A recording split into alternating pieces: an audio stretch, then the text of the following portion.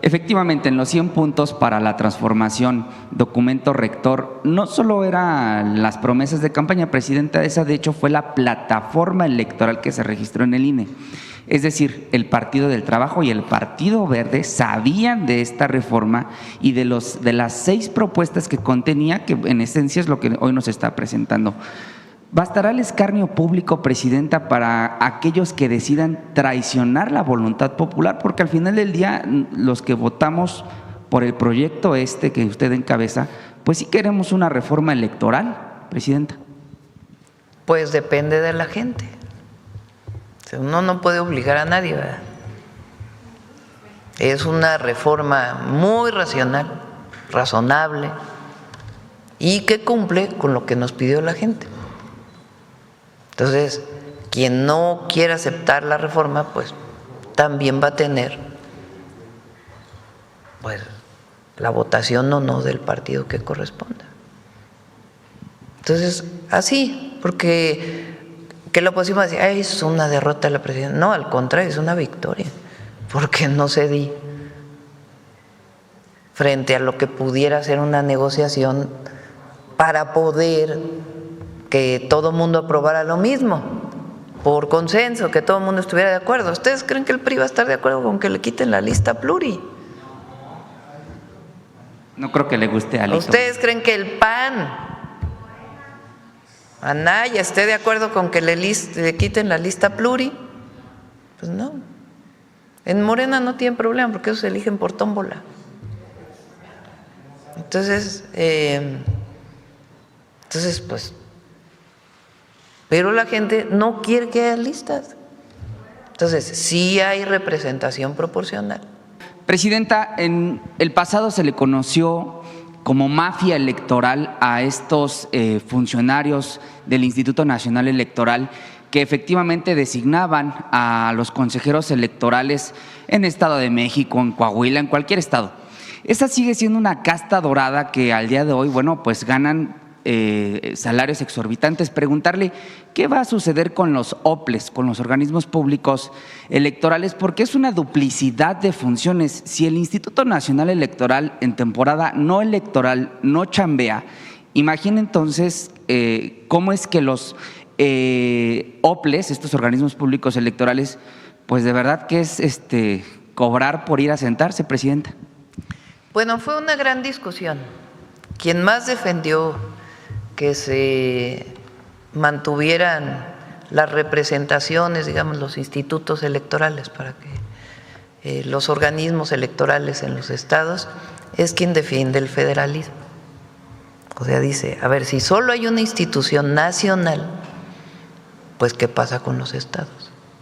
Entonces, al final tomamos la decisión por consideraciones federativas, republicanas, que se mantuvieran los estatales, pero más chiquitos. Presidenta, el Instituto Nacional Electoral también cuenta con 2 fideicomisos en los cuales se ha documentado cómo de forma irregular el instituto comandado entonces por Lorenzo Córdoba Vianello no regresaba los remanentes, el dinero no ejecutado a la federación y más bien le inyectaba dinero a esos fideicomisos. ¿Qué va a pasar con ellos, presidenta?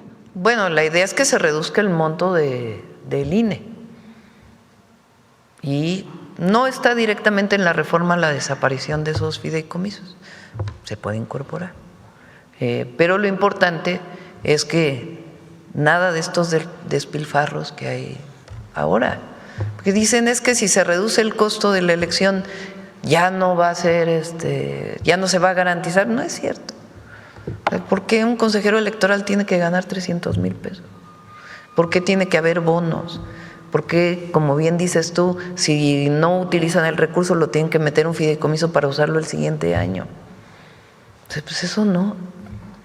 ¿Se contempla en la reforma darle más herramientas al propio órgano interno de control del INE para que, bueno, pues justamente haga estas evaluaciones de patrimonio de los altos funcionarios de este instituto que de la noche a la mañana, presidenta, se vuelven millonarios?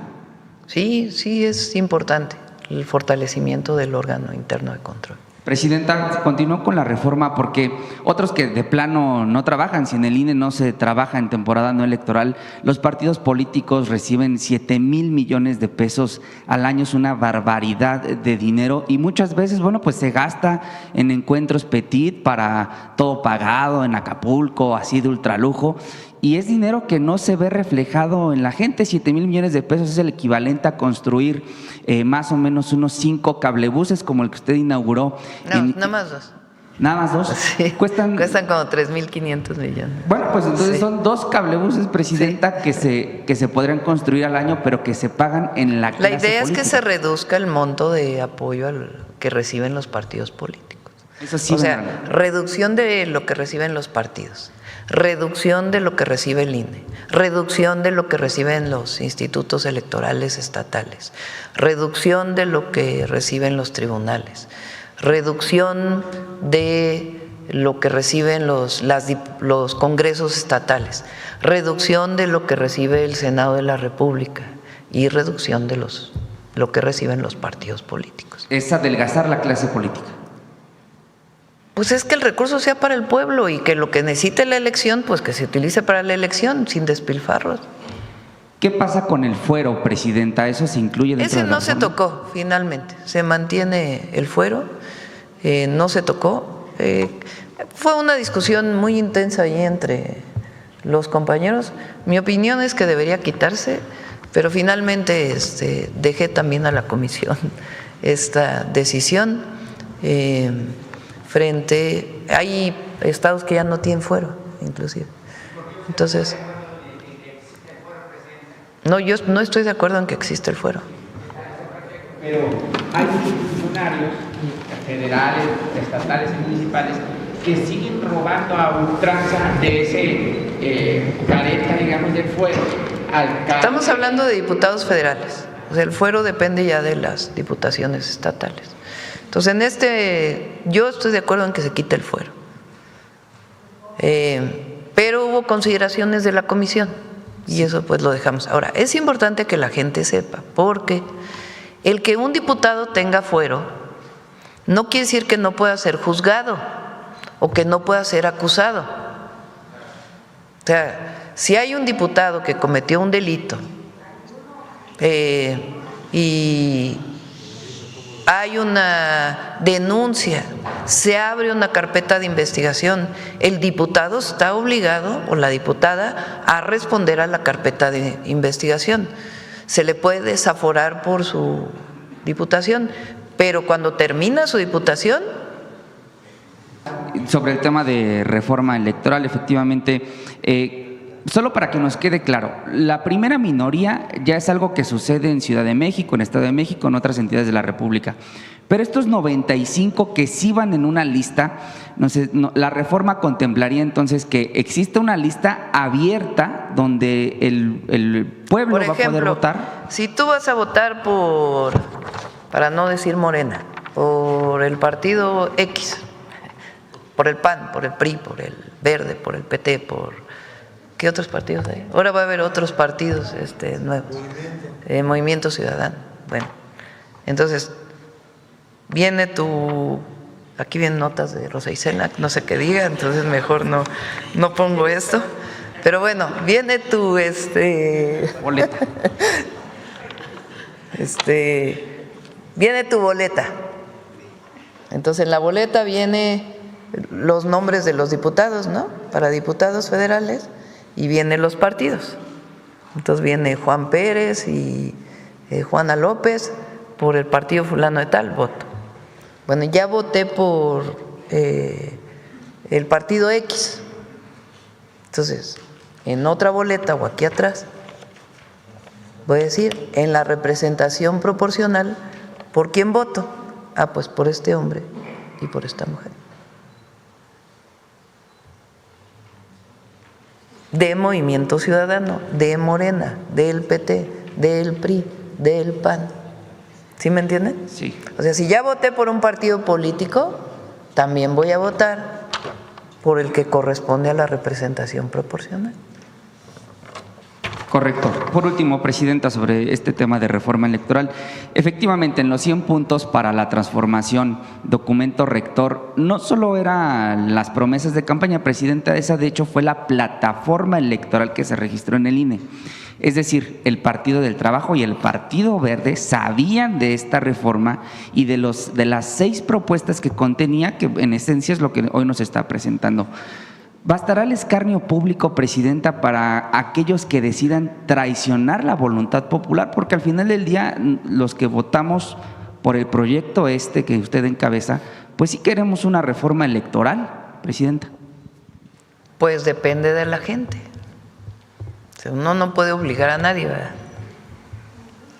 Es una reforma muy racional, razonable y que cumple con lo que nos pidió la gente. Entonces, quien no quiera aceptar la reforma, pues también va a tener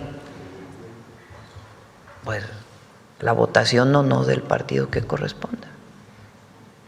Entonces, así, porque que la oposición va a decir, ay, es una derrota de la presidencia. No, al contrario, es una victoria, porque no cedí frente a lo que pudiera ser una negociación para poder que todo el mundo aprobara lo mismo, por consenso, que todo el mundo estuviera de acuerdo. ¿Ustedes creen que el PRI va a estar de acuerdo con que le quiten la lista pluri? No creo que le guste a Alito. ¿Ustedes creen que el PAN, Anaya, esté de acuerdo con que le quiten la lista pluri? Pues no. En Morena no tienen problema porque ellos se eligen por tómbola. Entonces,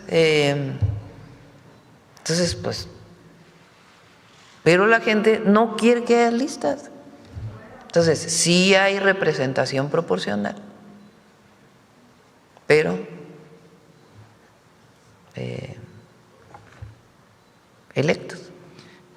Es la tercera reforma de la 4T, Presidenta, el plan A, el plan B y ahora pues el plan C, concretado como plan C de Claudia Sheinbaum o plan C del Pueblo de México, que usted presenta el día de hoy. ¿Cuál es su expectativa para la aprobación? ¿Qué es lo que esperaría de las diputados, de los diputados, de los senadores, de las senadoras? Bueno, pues depende de ellos, ¿verdad? Yo sé que los compañeros de Morena están de acuerdo, eso yo lo sé. Los demás, pues no sé, ellos tienen que decir. Pero nosotros no podemos. O sea, hay límites para la negociación. El presidente López Obrador decía, la política es principios y eficacia. Y yo estoy de acuerdo con eso. Hay principios y también hay cosas que no son de principios, que tienen que haber eficacia política para poder obtener un triunfo del pueblo, porque así nos vemos nosotros, como la representación del pueblo. No queremos traicionar eso, nunca. Entonces, en este caso, pues hay límites para lo que uno está dispuesto a negociar. Entonces, por eso planteamos esta reforma, que como ustedes ven, ¿qué esperaban? Que dijéramos 300 diputados nada más, sin representación proporcional. No. Es una reforma muy razonable. Pero las listas, pues sí, no. Pues sí, no, porque no lo quiere la gente. Gracias, Presidenta.